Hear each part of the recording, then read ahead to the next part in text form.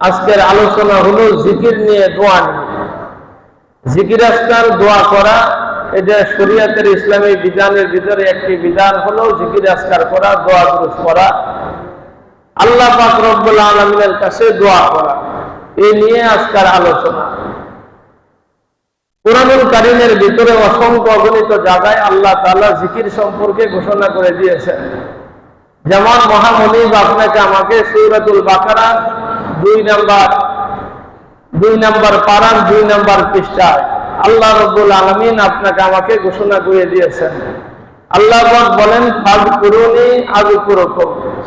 দুনিয়ার বান্দা বান্দীরা আমাকে স্মরণ করো, আমি আল্লাহ তাআলাও তোমাদেরকে স্মরণ করব। কোন সুবহান। মহান রব্বুল আলামিন বিভিন্ন জায়গার ভিতরে জিকির নিয়ে আলোচনা করিয়ে দিয়েছেন। যেমন আল্লাহ রব্বুল আলামিন আপনাকে আমাকে 22 পারার 2 পৃষ্ঠার লাস্টের লাইনে আল্লাহ ঘোষণা করে দিয়েছেন, ইয়া আইয়ুহাল্লাযীনা আমানু যকুরুল্লাহা যিকরান কাসীরা। ও দুনিয়ার ঈমানদারেরা, ও দুনিয়ার বিশ্বাসীরা, ইয়া আইয়ুহাল্লাযীনা আমানু, হে পৃথিবীর বিশ্ববাসী মুমিন মুসলমানেরা, উযকুরুল্লাহা কাসীরান, আল্লাহ পাকের জিকির করো, অধিক পরিমাণে জিকির করো। যিকরান কাসীরা ওয়াসাব্বিহুহু বুকরাতাও ওয়া আসীলা। সকালেও তোমার মনিবকে ডাকো, বিকালেও তোমার মনিবকে ডাকো। ইয়াযকুরুনাল্লাহা কিয়ামান, দাঁড়িয়ে দাঁড়িয়ে আল্লাহকে ডাকো। ওয়া কুউদান, বসিয়া বসিয়া আল্লাহ তাআলার জিকির করো। ওয়া কুউদান, শুয়ে শুয়ে বিছানায় ঘরে ঘরে আল্লাহ পাকের জিকির যেন তোমার জবানটা তরুতাজা থাকে। কোন সুবহানাল্লাহ। মহান রব্বুল আলামিন অসংখ্য অগণিত আয়াতে আল্লাহ তাআলা জিকির সম্পর্কে ঘোষণা করে দিয়েছেন। নবীজি ইরশাদ করেন হাদিস শরীফে, লা ইয়াকুদু কওমুন ইয়াযকুরুনাল্লাহা কিয়ামা, লা ইয়াযকুরু কওমুন ইয়াযকুরুনাল্লাহা কিয়ামা। আল্লাহ পাকের নবী বলেন, এমন কোন কমবাসী নাই, এমন কোন এলাকাবাসী নাই, এমন কোন বড়কান্দিবাসী নাই, সমস্ত ভাই বোনেরা যখন আল্লাহ পাকের জিকিরের মজলিসে একত্রিত হয়ে যায়, ইল্লা হাফাযুহুমুল মালায়েকা, রহমতের ফেরেশতারা ওই ব্যক্তিদেরকে চতুর্পাশে পরিবেষ্টন করিয়া রাখে। কোন সুবহানাল্লাহ।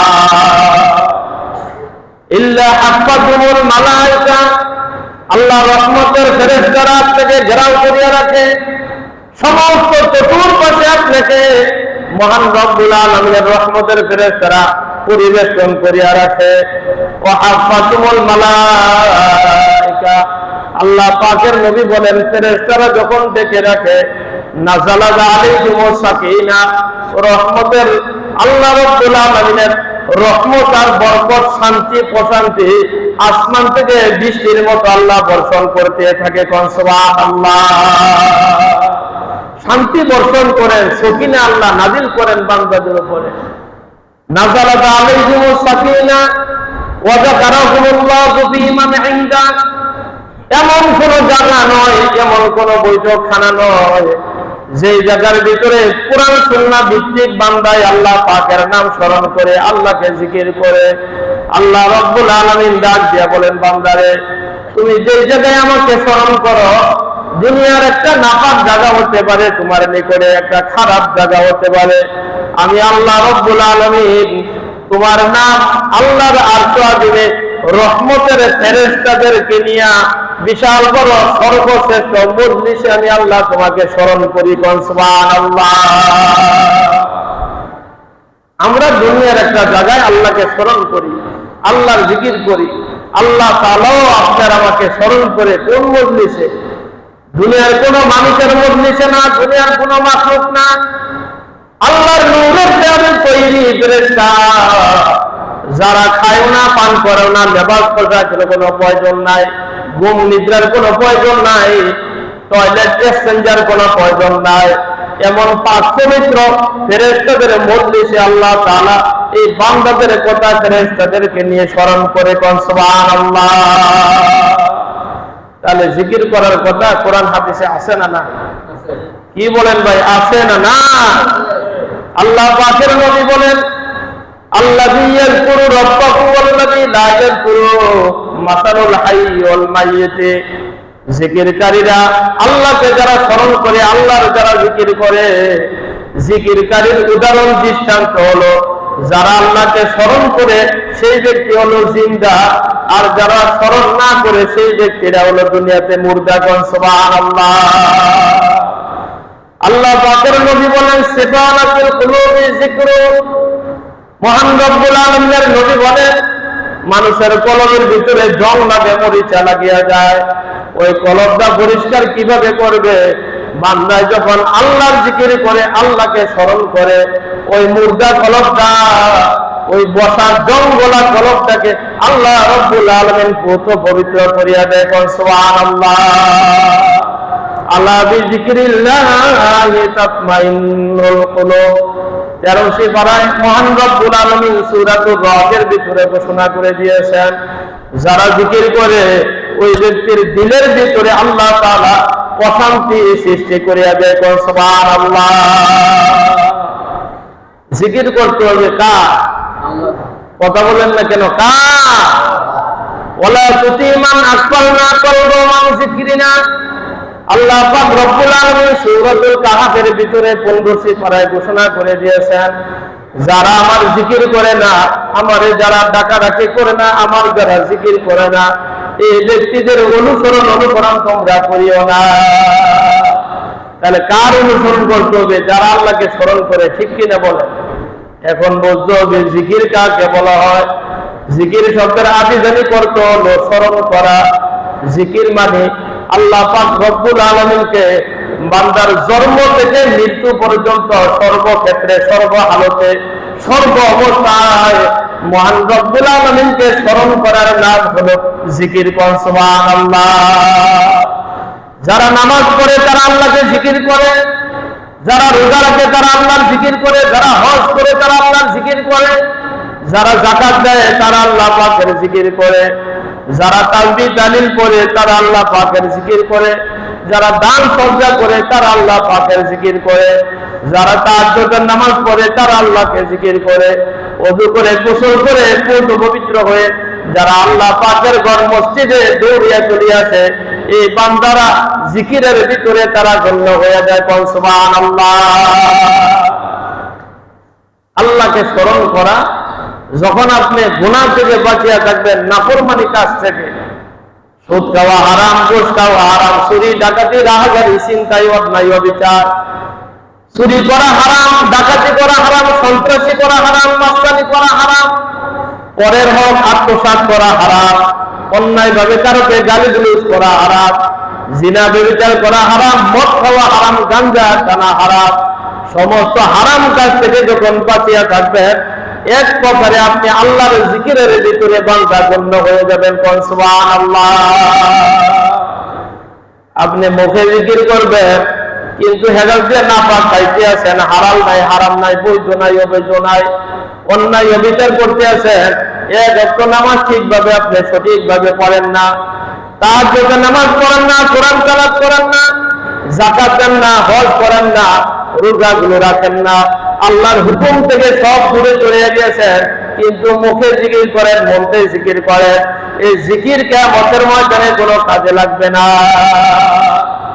জিকির করতে হবে আল্লাহর হুকুম মানিয়া, রাসূলের তরিকা মানিয়া, যেইভাবে আল্লাহ জিকির করার জন্য বলছেন। আল্লাহ রাব্বুল আলামিন 9 সিফারার 15-20 লাস্টের লাইনে আল্লাহ ঘোষণা করে দিয়েছেন সূরাতুল আরাফে 205 নং আয়াতে আল্লাহ ঘোষণা করে দিয়েছেন, ওয়াজকুর রাব্বাকা, বান্দা তুমি আমার জিকির করো, ফি নাফসিকা, মনে মনে করো, তাদাররুআন, বিতর সন্তুষ্ট হয়ে কান্না হালতে জিকির করো, খুফিয়াতান অখিফাতান, সুফি সুফি বান্দা তুমি আমার জিকির করো, ওয়াদুনাল জাহরি মিনাল কওল, উচ্চ সুর ছেড়ে দিয়ে নির্মেষ সরস্বই জিকির করো।